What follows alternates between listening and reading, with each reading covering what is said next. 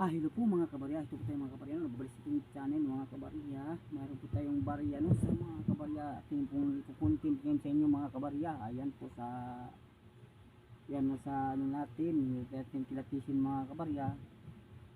So sa ating 5 piso, no? So bakit ba nabibili ang ating 5 piso mga kabarya? So yung katanungan mga kabarya, no? So yun po ay sasagutin yan ngayon mga kabarya dito po sa Queensmith channel mga kabarya. So ngayon makinig po kayo mabuti dahil ating ipapaliwanag sa inyo yan mga kabarya, no? Sa mga katanungan, may mga katanungan dyan mga kabarya, ngayon linawin natin mga kabarya. Sa mahilig sa mag-ipon ng barya, no? So sa ating barya mayroong extra value, kumbaga extra value lang, sa collector lang yun mga kabarya, sa mga collector lang. Pero hindi po lahat ang barya ay may extrang may extrang value. Pili lang po mga kabarya. So kung alin po yung barya na konti lang ang ginagawa, ayun po ay may extra value po sa mga collector. Kaya yun lang po mga kabarya, kasi yung marami po ang ginagawa ng barya, kahit saan po ay pwede kang makakita dyan mga kabarya. Kaya wala pong extra value yan ng ibang barya, no? So ngayon sa ating mga old coins mga kabarya, so kung mayroon kang barya, kung mahilig ka mga kabarya, aling barya po ba yung pwedeng bilhin sa mga kolektor? So ngayon ating sasabihin sa inyo mga kabarya, mahirap nang mag-ipon-ipon kayo ng barya ay hindi naman nabibili ng kolektor, dahil ang barya na yun ay may hawak na rin ng ating mga kolektor mga kabarya. Kaya ang saan yung barya na wala sila, yun po yung ilang kanyang hinahanap, no? So kung kanyang hinahanap, dahil binibili din nila yung mga kabarya, dahil binubuo po yan ng series mga kabarya, no? Sa mga baguhan lang pumapasok yan, no? So wag po kayong mag-speak na lahat na barya ay nabibili. So nabibili man yan, pero per kilo mga kabarya, mababa lang po ang bili ng mga kabarya pag kumo, no? So nandyan na sa 50 pesos ang kilo. So mga kabarya, kasi ang content meter yan mga kabarya ay bakal na mga kabarya, no? So 50 pesos to 60 depende sa barya ninyo mga kabarya. So ngayon naman, kung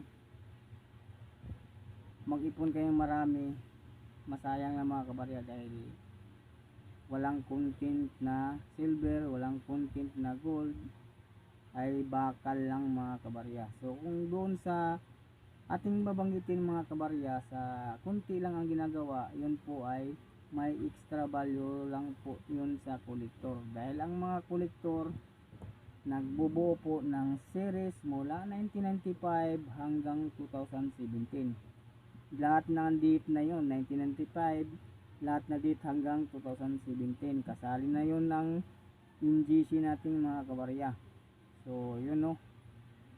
So ngayon, kung ikaw ay mahilig sa barya, magbuo ka na lang ng isang seat. Mayroon naman tayong ano mga kabarya, no? So may coins holder tayo mga kabarya, yung coins, may coins album tayo, may coins holder, at mayroon tayong yung naka ano mga kabarya, yung coins,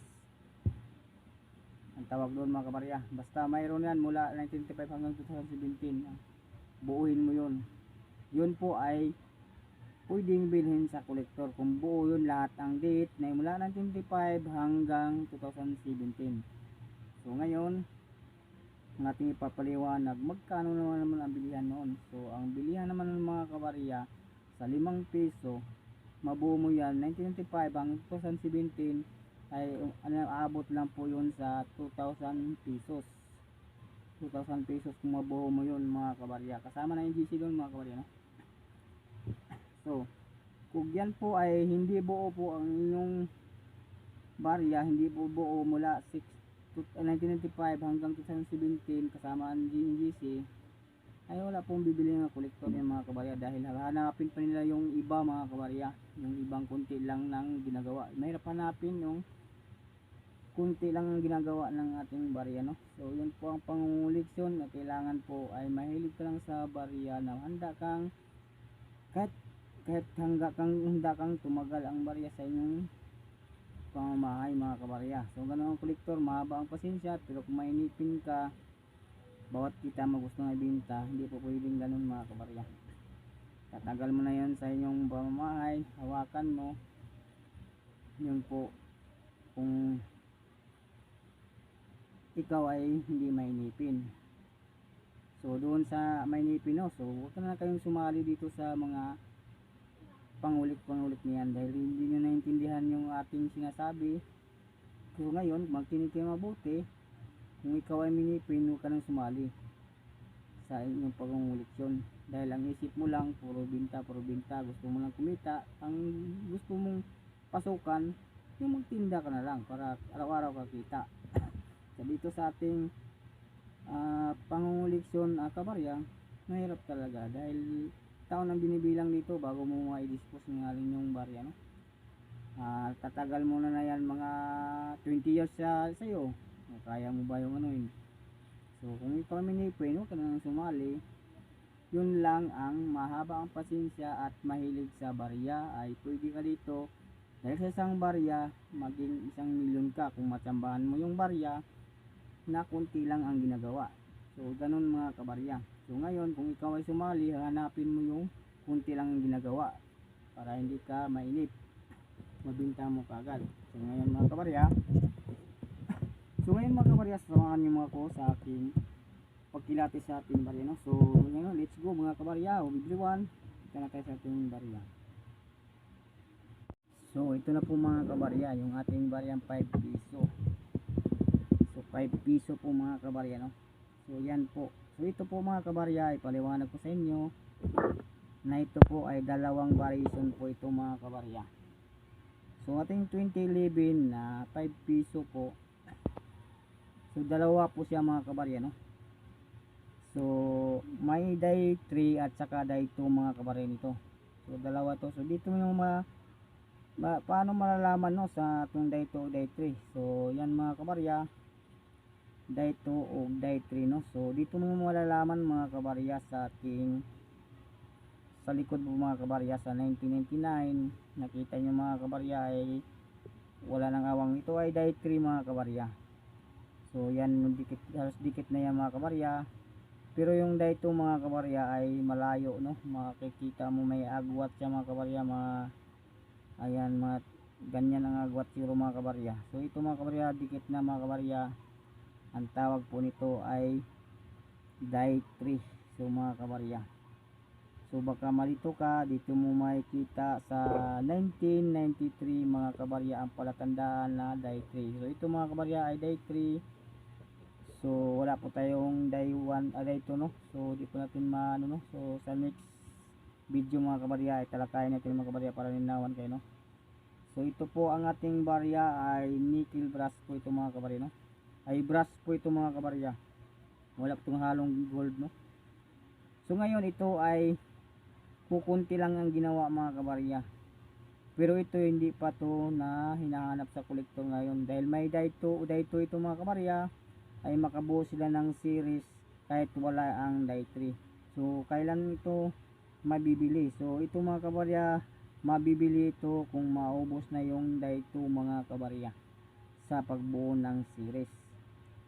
So ito, kahit kunti lang ang ginagawa, mayroon siyang die 2, no? So marami na ito ay 4%.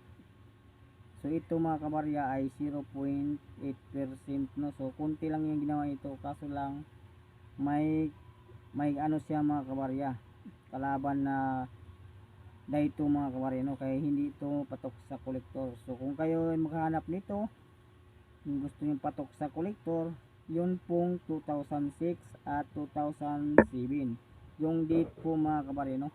Kahit mayroon ka noon, i-post mo sa Facebook, marami pong bibili noon mga kabarya. 2006 at 2007, 2008, sunod po ang number, baka mayroon kayo. ay ang price na po noon 3,000 to 5,000 pesos kung mayroon kayo mga kabarya. So yun po no, kung kayo'y bago lang ng koleksyon, yun po ay hanapin nyo, kaso lang mahirap na hanapin yung mga kabarya. Tulad ng sinabi ko na kunti lang ang ginagawa. So ilan-ilang kolektor lang ang may hawak sa ating 2006, 2007, 2008 mga kabarya. So yun po no. So yun po ang ating update sa inyo mga kabarya. Ikaw ay hindi ka mahilig sa ating barya, huwag ka na lang sumali dahil mainip ka lang mga kabarya.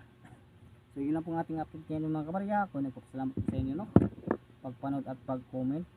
Thank you for watching. Kung paalam na ako kabarya na ako po ay out na po mga kabarya.